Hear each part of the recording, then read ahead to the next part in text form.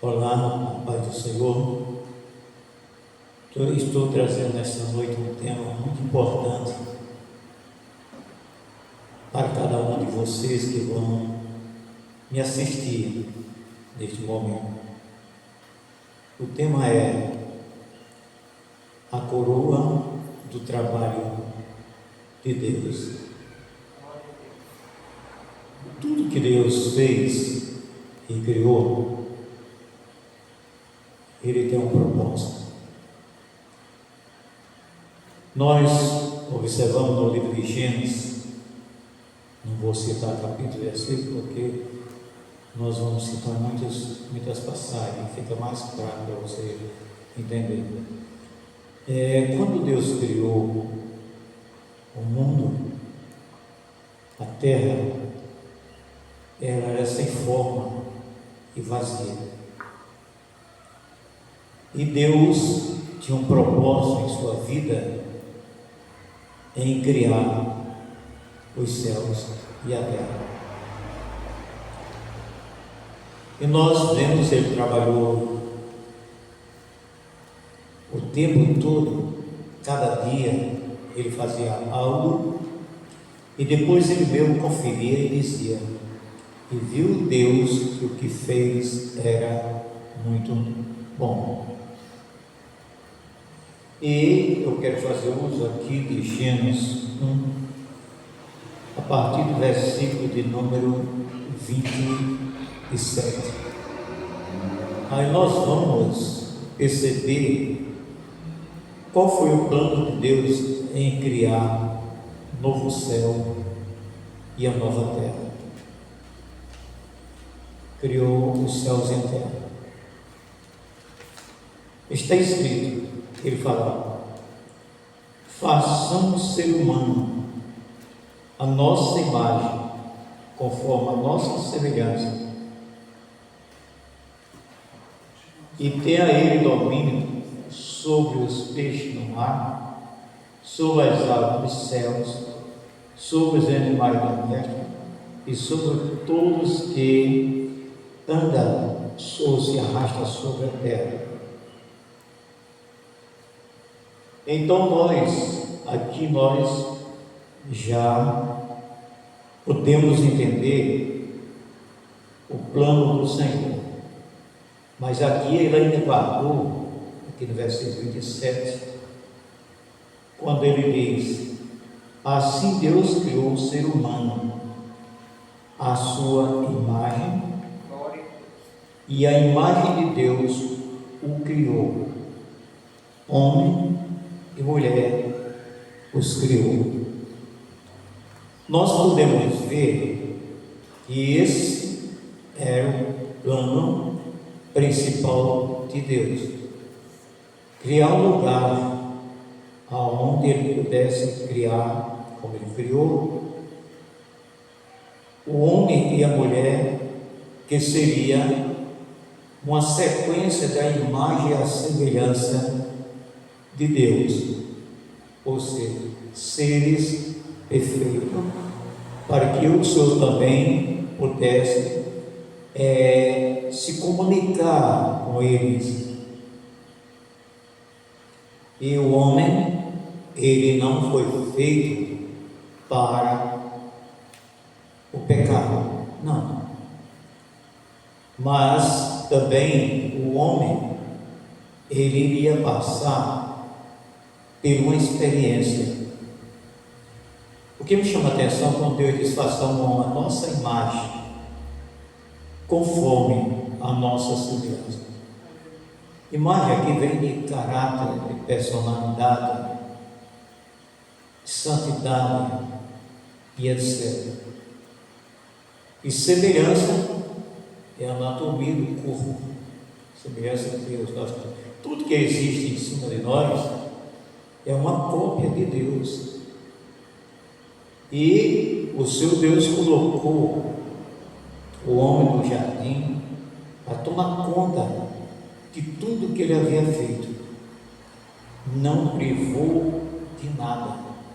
Pelo contrário, no 28, versículo 28, nos diz o seguinte: E Deus os abençoou e lhe disse: sede fecundo, multiplique-se, enche a terra, sujeita-te, tenha domínio sobre os peixes do mar, sobre as aves do céu, sobre todo animal que se arrasta sobre a terra.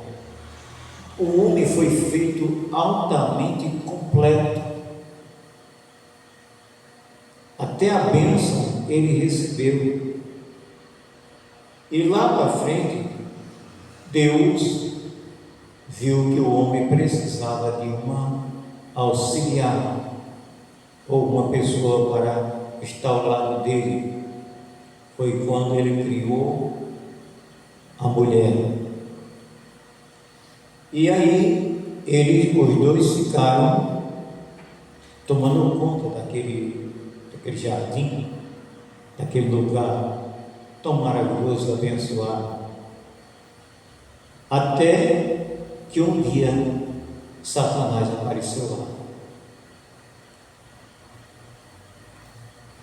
Qual foi a intenção dele? Nós sabemos que Deus é verdade. Jesus fala lá em João 14,6: eu sou o caminho e a verdade. E a verdade. Então ele chegou logo colocando dúvida sobre a cabeça da mulher. Aí eu pergunto: por que Satanás não foi tentar enganar Adão? Dirigiu-se para a mulher. Normalmente a humanidade diz que a mulher é a parte fraca, a parte mais fraca. Até que eu admito isso. Mas acontece o seguinte: ela também tem sabedoria. Nós podemos encontrar na Bíblia muitas mulheres sábias, mulheres que livrou a nação de Israel com a sua intervenção, mulher que foi juíza de Israel por 40 anos, mulher que salvou a família dela da morte por causa da loucura do marido dela. Estou falando de Abigail. E aí, por diante, como também Maria, a mãe de Jesus, foi uma mulher que trouxe para nós o Salvador do mundo. Então, Satanás dirigiu-se a Eva e disse: Deus disse que você não poderia comer das frutas que tem jardim. Ela disse: não, nós podemos comer de tudo, menos da árvore do conhecimento do bem e do mal. Aí tocou sobre a parte que mais o diabo vive nos dias atuais, ainda hoje, levando as pessoas à curiosidade. Agora, eu acho interessante que o ser humano nunca tem curiosidade para procurar descobrir qual é a verdadeira intenção de Deus para a vida do ser humano. E Satanás dirigiu para eles: conversa. Deus está com a conversa fiada. Ele não quer que você tenha conhecimento. Porque na hora que você tiver conhecimento, você vai ser igual a ele, conhecer tudo, o bem e o mal. E Eva olhou para o fruto. A Bíblia diz que era um fruto bonito, agradável para comer, tirou dele e comeu. Hoje muitas pessoas falham nos caminhos de Deus por olhar frutos bonitos, mas nem todas as vezes esses frutos podem promover vida. Muitas vezes promove a queda. Não estou falando da queda só do pessoal que ainda não se tornou um cristão. Não, estou falando também para os cristãos. Quantos caem Quantas árvores, quantos frutos proibidos tem dentro do templo, tem no ministério, tem nas famílias, em meio à sociedade. E o ser humano sempre está em busca. Às vezes até pessoas que têm cargos ministeriais pregou essa palavra para muitas pessoas, mas na primeira oportunidade que teve, comeu do fruto proibido. Ainda existem alguns que diz que aquele fruto proibido era a parte sexual de Eva. Não foi. Negativo, a Bíblia fala claramente que não foi. Foi a desobediência entre o sim e o não. Ela podia ter muito bem rejeitado. Logo após chega Adão,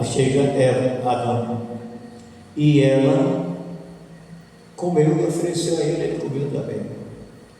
Enquanto ele não tinha desobedecido a Deus, eles tinham a mente inocente. E tem o período da inocência, a dispensação da inocência, que foi até quando ele não desobedeceu ao Senhor. Eu vejo nisso daí, quando a pessoa não desobedece a Deus, a sua palavra, são pessoas que têm a mente como a mente de uma criança, sem maldade, sem malícia, sem dolo e tudo isso. Depois disso daí, dessa queda, Deus tirou ele daquele jardim tão maravilhoso e colocou um querubim com uma espada de fogo, guardando o caminho da árvore da vida. E ainda bem que ele não mexeu na árvore da vida. Já pensou se ele tem tido a ideia de ir lá comer da árvore da vida? Ia viver eternamente para todos sempre debaixo da maldição. E o que é que acontece? Acontece que ele saiu lá do jardim. E quantas coisas o casal não teve que enfrentar. Logo em seguida, quando o Senhor tirar ele do jardim, o Senhor deu a sentença a todos dois. Disse à mulher: você agora vai passar a ter filho com dores. Você agora vai ser dominada pelo seu marido, e o seu desejo será pelo seu marido.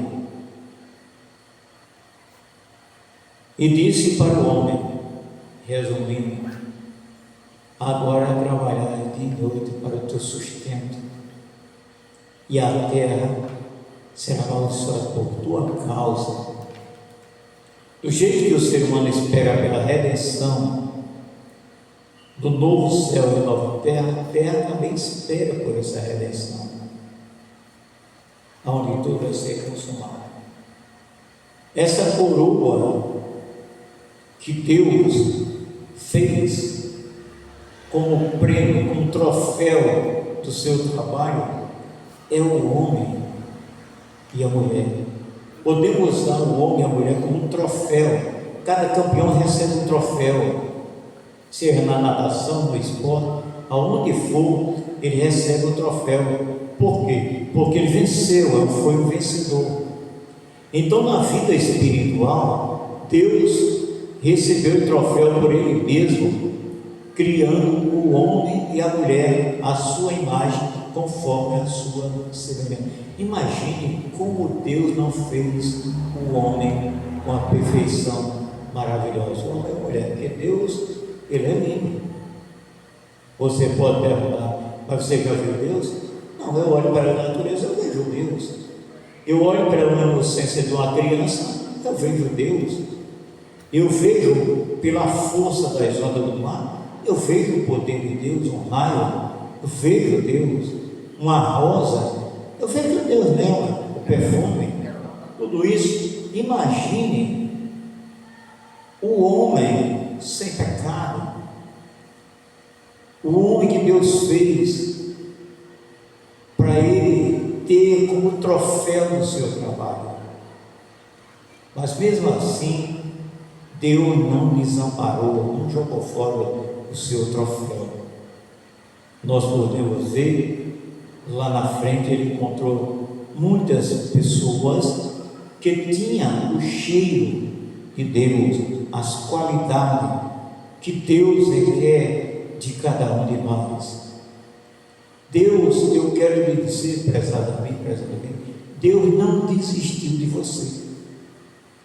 Deus não desistiu do homem, não desistiu da mulher, nem daquele que está na sarjeta.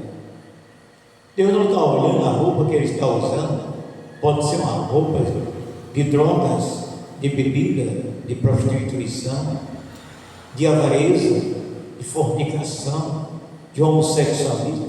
Ele está interessado no conteúdo que tem por baixo, dentro dessa roupa, que é a tua alma, que é o teu espírito. Ele quer regenerar. Então Deus começa a ver como anda a situação do homem. Nós encontramos lá no livro de Gênesis, se não falha a memória, capítulo 6 e 7, o dilúvio. Porque Deus enviou o dilúvio? Para punir a humanidade corrupta. Parece que o sistema todo já existia naquele tempo. E ele procurou alguém na terra que pudesse dar continuidade a guardar esse troféu tão maravilhoso que é eu, é você, somos nós. E ele encontrou uma família cujo patriarca era Noé.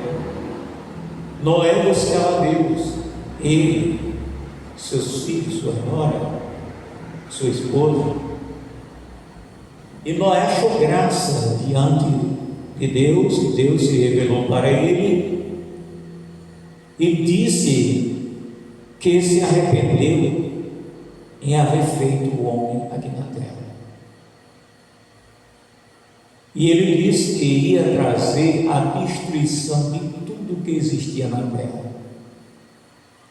Mas fez uma promessa, uma aliança com Noé, de salvar ele e toda a sua família. Isso nos leva lá ao livro de Atos, capítulo 16, versículo 31, onde Deus, o Espírito Santo usa Paulo e Silas, que falou para carcereiro: crer no Senhor Jesus Cristo, será salvo tu e a tua família. Porque foi que Noé escapou do dilúvio? Deus deu um período de 100 anos para ele trabalhar na arca. Ele trabalhou.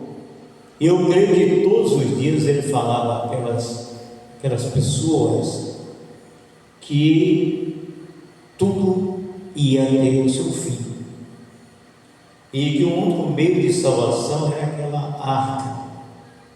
aquela arca representava já a pessoa do Senhor Jesus Cristo.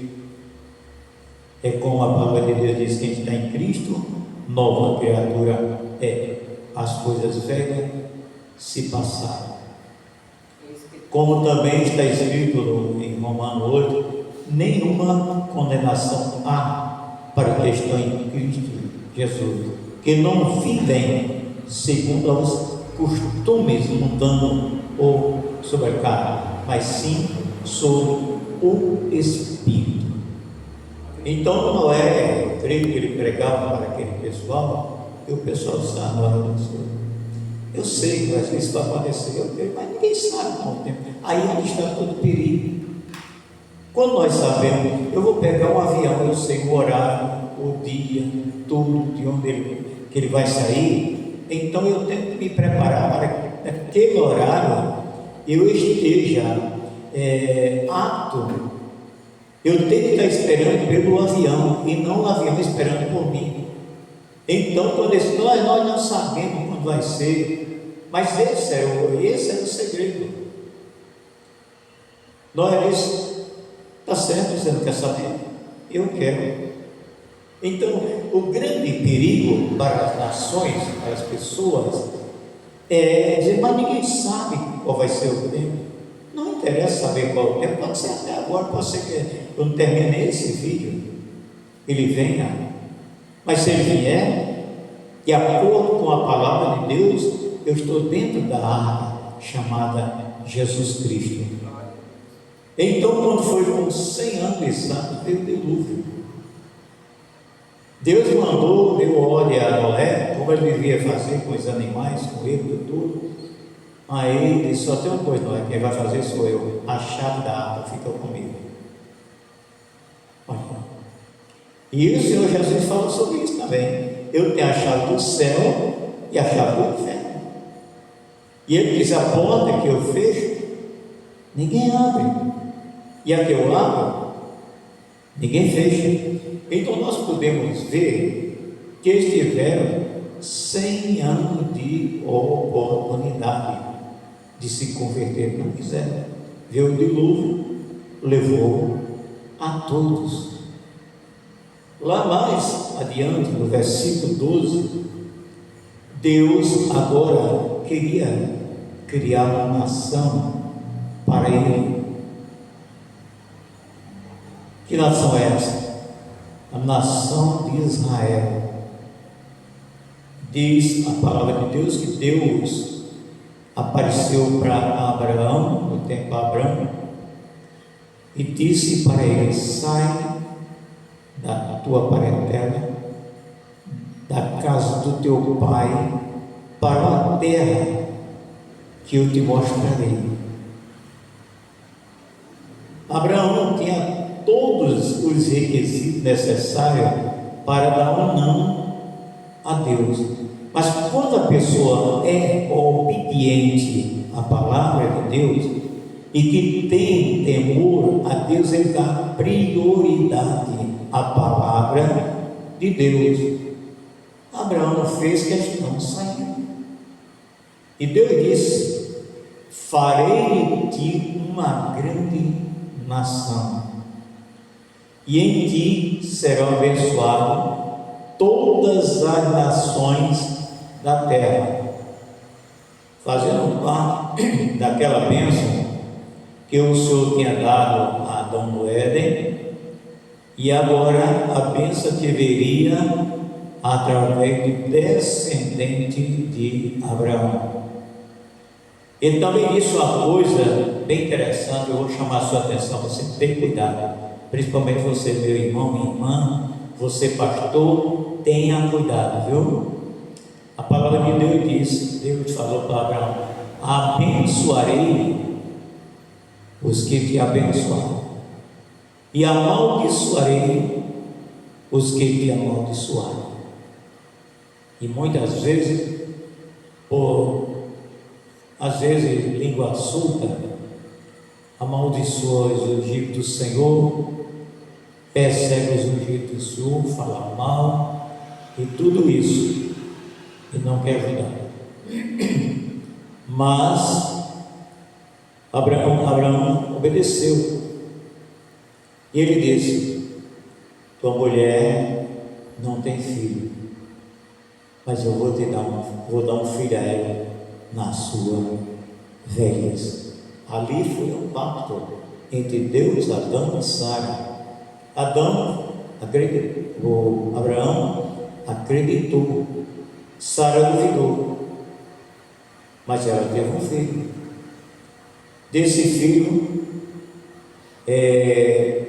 colocaram o nome de Isaac, e o filho de Isaac foi Jacó. E de Jacó Deus transformou ele em Israel. Esse Israel que existe hoje é a descendência de Jacó.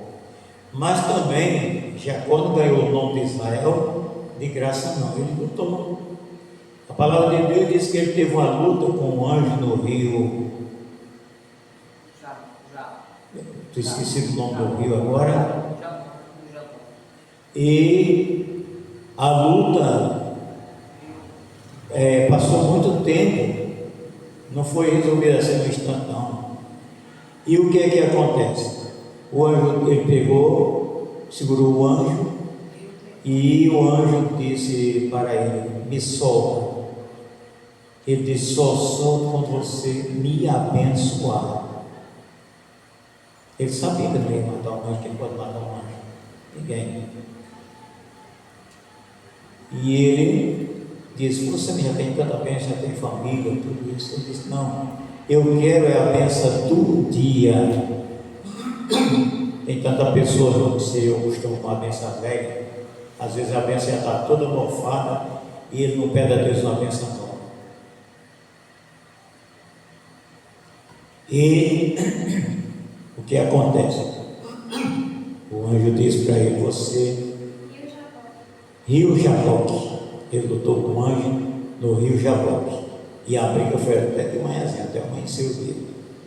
E ele disse: você agora não será mais chamado Jacó, e sim Israel, porque você lutou com Deus com mão e prevaleceu. E daí você pode ver que Israel, Jacó foi para o Egito, lá edificou-se, tudo isso, teve um filho, foi o primeiro-ministro do Egito, e aí foi. Mas a palavra de Deus prevaleceu. E Israel agora começa a sofrer pela mão dos egípcios. E eles começaram a clamar a Deus. E Deus providenciou alguém para ser o libertador do seu povo. Deus sempre prepara alguém para ser o libertador de alguém, em qualquer área. Me lembro de um testemunho que uma mulher estava chorando no ônibus, levando uma criança para o hospital, e tinha um homem muito bêbado no ônibus. E a mulher reclamando, e o homem disse: enquanto você está aí chorando, na casa de Deus, Deus está curando as pessoas. E a mulher pediu parada, saltou, entrou no templo e Jesus curou a criança. Então o que é que acontece? Deus, em cada setor, em cada vida, em cada pessoa, Ele tem um libertador. E Ele usou o filho de Israel para ser o libertador da grande seca que vinha sobre o Egito. E ali ele foi engrandecido através do faraó. E quando o faraó morreu, esqueceu, e agora transfere o pessoal de Israel todinho para a escravidão. E uma coisa que eu quero lhe falar: Deus não levantou o seu povo para ser escravo de ninguém, nem no Antigo Testamento, nem no Novo Testamento, nem nunca. Ele não fez isso. Deus, Ele é maravilhoso. E quando Israel clamou, Ele imediatamente levantou o libertador. Esse libertador também, para ser um libertador para o seu Deus, não é qualquer pessoa, não. Ele tem que ser preparado. E Moisés passou por provações tremendas. Foi para o deserto, sol quente, 50 graus, dormindo numa temperatura abaixo de zero, dormindo pelas grutas, até que chegou a Midian, aonde encontrou-se com seu sogro Jetro, e aí começou o trabalhar de Deus. Antecipando para lá, puxando mais um pouquinho para frente, ele viu o fogo lá em cima do monte e ele disse: eu vou olhar, que fogo é esse? Fogo estranho, um fogo que queima, mas não destrói. E quando ele chegou lá a este lugar, ele ouviu uma voz chamar pelo nome dele: Moisés, Moisés, tira a sandália dos pés, porque o lugar que estás pisando é terra santa. O que é que eu quero dizer com isso? A tua casa é santa, desde que você seja santo também. E Deus, ele perguntou: quem é o Senhor que fala comigo? Ele disse: eu sou o Deus dos teus pais, Deus de Abraão, Deus de Isaac, Deus de Jacó. Ele tinha ouvido falar em Jacó, mas ele lembrou-se. E Deus entrou com a determinação para Moisés. Moisés, eu desci porque eu vi o clamor do meu povo, quando eles estão sofrendo na mão dos egípcios. Eu desci para livrá-lo, para colocar uma terra larga e espaçosa, uma terra que emana leite e mel. Tem pessoas que se afastam do Senhor e saem falando mal de Deus. Deus é um usurpador, Deus só quer o teu dinheiro, Deus só quer isso e aquilo. Essas pessoas pagam o preço por isso. Deus não está interessado em nada disso, Ele é o dono do ouro e da prata. Para que Deus quer sujar a sociedade com dinheiro, que muitas vezes são dinheiro melado de sangue, são dinheiro de drogas, são dinheiro de suborno, são dinheiro de prostituição, de tanta coisa, dinheiro que foi desviado do sistema. Para que Deus quer uma coisa dessa lá para sujar o reino dele? De jeito nenhum. Nós queremos aquilo que é de Deus, não aquilo que o diabo usa. Se pegar o dinheiro é tão mal que ele produz a raiz de todos os males. Tudo quanto existe de mal sobre a terra, o dinheiro é responsável por isso. Está escrito: o amor ao dinheiro é a raiz de todo mal. Por causa disso, muitos se desviam da fé. Você pode dizer: mas é pecado ter dinheiro? Não, meu filho, não. Você pode ter um quartinho assim, 2 metros quadrados, até o teto, cheio de pilhas de dinheiro. Desde que você pisando em cima dele, ele nunca vai te dominar. Agora, se você tiver 10 centavos na mão dele, ele lhe mata, ele destrói a sua vida. Quantas pessoas vai assaltar uma pessoa, só encontra 10 reais no bolso e mata a pessoa, se torna um criminoso por causa de 10 reais. E ali Deus diz que ia tirar aquele povo da escravidão e colocar em uma terra larga e espaçosa, uma terra que emana leite e mel. Quando nós nos dedicamos ao Senhor, Ele coloca nós no melhor. Mas a bênção principal, Moisés havia profetizado. Moisés tirou o povo. Você vê, o libertador fez o trabalho que Moisés fez e não teve o direito de entrar dentro da terra prometida, por alguns pecados que ele cometeu. Não circuncidou o filho, quebrou a tábua dos 10 mandamentos, 2, e feriu a rocha, 3, do que está na minha lembrança.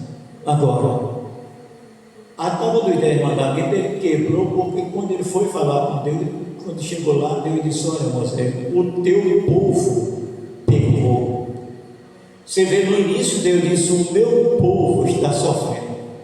Quando o povo pecou, desobedeceu a palavra de Deus, Deus agora se vira para você: o teu povo pecou. Quando o homem está em pecado, Deus coloca na mão do pastor, para que o pastor trate suas feridas. Não é para o pastor ser manipulado pelas pessoas por causa de dinheiro, é tratar das feridas. E Moisés profetizou: Deus levantará no meio de vós um profeta semelhante a mim, a ele ouvi. Sabe de quem ele está falando? Referido ao libertador eterno, seu Jesus Cristo, que viria muitos anos após para libertar não só Israel, mas todo o universo, todo aquele que nele crê. Nós podemos ver que Isaías profetizou: eis que a virgem conceberá e dará à luz a um filho, e colocará o nome dele Jesus, porque ele salvará seu povo. Está vendo aí? Foi profetizado. Quando Adão pecou, mas Deus também lançou uma palavra. Ele disse: eis que da semente da mulher nascerá uma que pisará a cabeça da serpente. Está se referindo ao Senhor Jesus Cristo. Colocarei inimizade entre você e ela, ele pisará sobre a sua cabeça. Jesus pisou, continua pisando na cabeça de Satanás. E ele diz: e você ferirá o calcanhar, a traição, a mentira, tudo isso é ferir o calcanhar. Então, quando chegou o tempo exato, chegou aquele que ia dar o polimento no troféu de Deus, o Senhor Jesus Cristo, que nasceu há 2029 anos atrás. E os anjos falaram para os pastores: nasceu hoje em Belém Jesus, o Salvador do mundo. Salvar de quê? Salvar a pessoa passar a eternidade no lago de fogo junto com Satanás, o falso profeta e o anticristo, e todos aqueles que não foram achados seu nome escrito no livro da vida. Você vê em um clube, sei lá onde for, todos que são campeões tem um quadro lá em memória dele. Você entra numa prefeitura, tem uma foto de todos aqueles que foram prefeitos, os bons, os ruins, outros não valem nada, mas está lá. No Palácio da Presidência também, no Palácio do Governo também, porque esse é por onde receber aquele troféu. Então Jesus veio para Israel para salvar o povo de Deus. Eles não quiseram. Por isso que o Senhor fala lá em João: ele veio para o que era seu, mas os seus o rejeitaram, mas deu-lhe poder de Deus de todo aquele que nele crê se tornarem feitos filhos de Deus. Isso tanto no sexo masculino como no feminino, que apesar do céu não existe, não vai existir esse negócio de separação homem e mulher, vai ser santos. Amém? Então esse trabalho que Deus deu início é um trabalho que ele vai durar até o último dia da grande tribulação. Jesus pode voltar a qualquer instante para arrebatar um povo fiel, zeloso e de boas obras. Não está escrito que ele veio buscar nem crente, nem evangélico, nem religioso. Não. Tudo o que é criado pelo homem vai ficar aqui. Agora, tudo o que é e foi criado por Deus, Ele vai tomar de volta. Inclusive você que está me ouvindo agora, você é o troféu de Deus. A sua família é o troféu de Deus. Seus vizinhos, mas ele não aceitará ainda, porque você não foi lá pregar para ele. Pregue para ele. Fale Jesus para ele. Nós estamos criando um trabalho agora, por permissão de Deus. Eu creio que vai ser um movimento muito maravilhoso. Não vou trazer a banda Rios dos Estados Unidos para cantar, não vou trazer os pregadores dos regiões, não. Nós vamos dar lugar para o Espírito Santo de Deus nos usar para a gente pregar, para que as pessoas possam entregar suas vidas ao Senhor.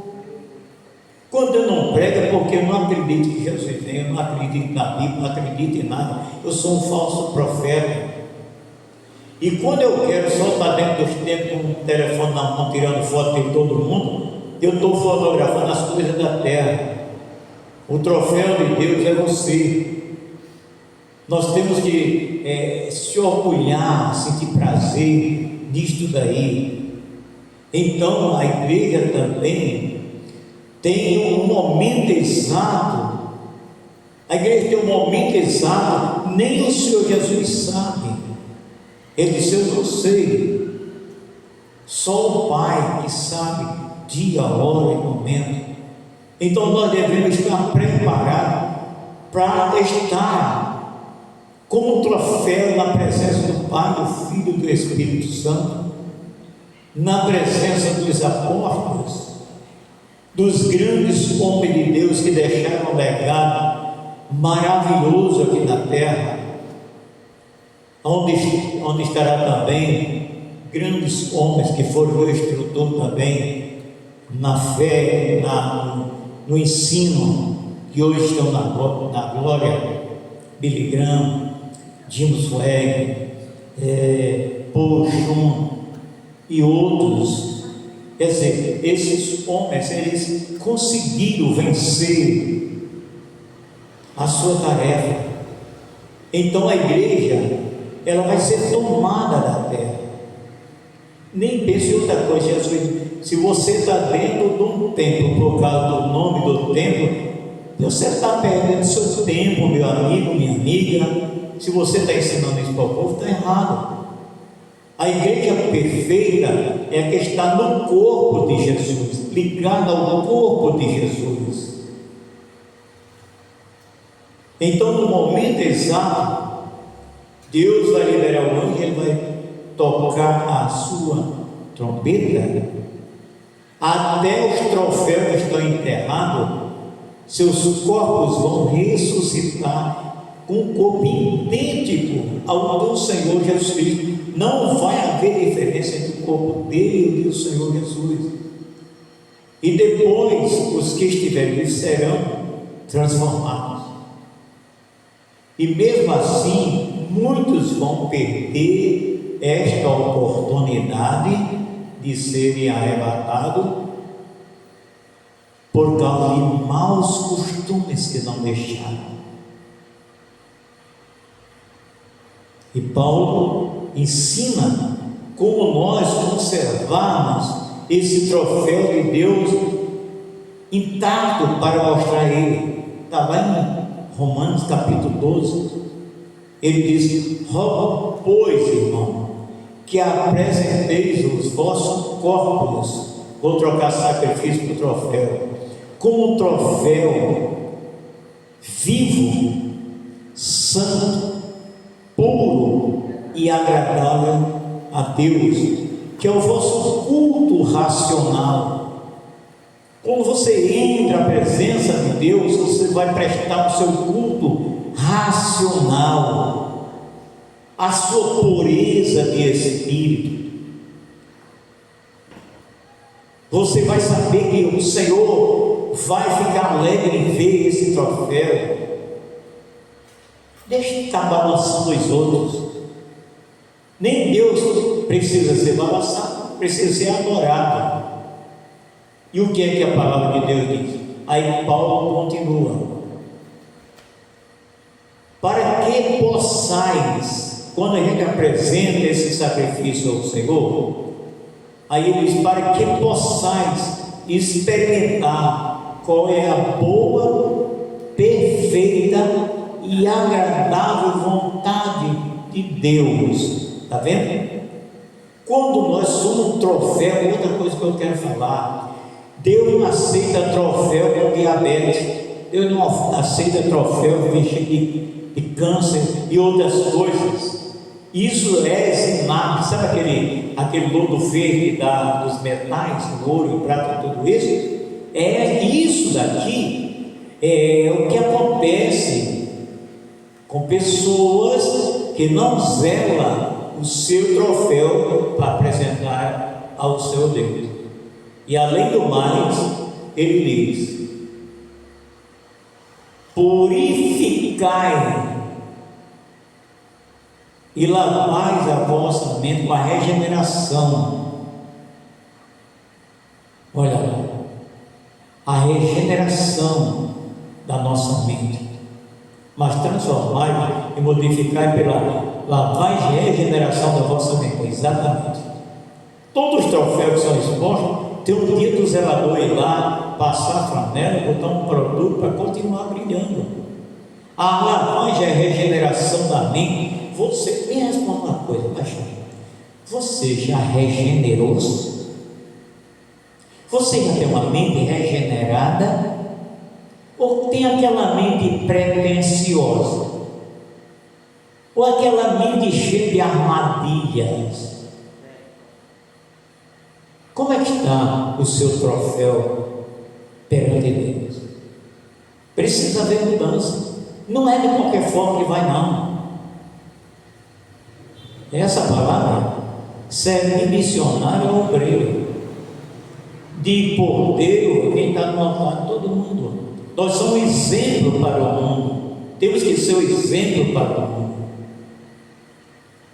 Que uma das coisas mais erradas que tem é ceder a nossa boca e emprestar a Satanás para falar mal do povo de Deus. O povo de Deus está velando. Tem pessoas que passam noites inteiras chorando, orando, buscando. Tem pessoas que passam a semana inteira em jejum pelos montes orando: Senhor, entra com providência, salva, é o teu troféu. Quantas vezes você gasta da sua casa para ir ao monte? Quantas vezes você tem jejuado por semana? Quantas vezes você já tem orado pela sua família, pelo seu genro, pelo seu cunhado, pela sua irmã? Quantas vezes? Ou você é igual aos filhos de Davi: um queria matar o outro para tomar o reinado, outro queria matar o pai para ser rei, outro matou o outro que estrupou uma irmã, e assim por diante. Nós somos o troféu de Deus. O troféu tem valor. E Paulo ainda fala mais: e não vos conformeis com este mundo.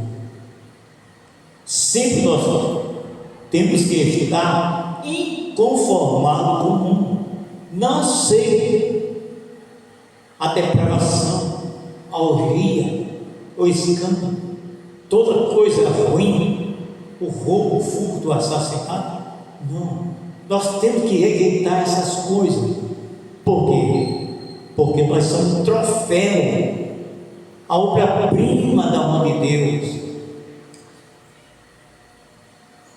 Nós temos, a palavra de Deus diz que nós somos santuário do Deus Altíssimo. Olha que honra! Morada do Espírito Santo de Deus.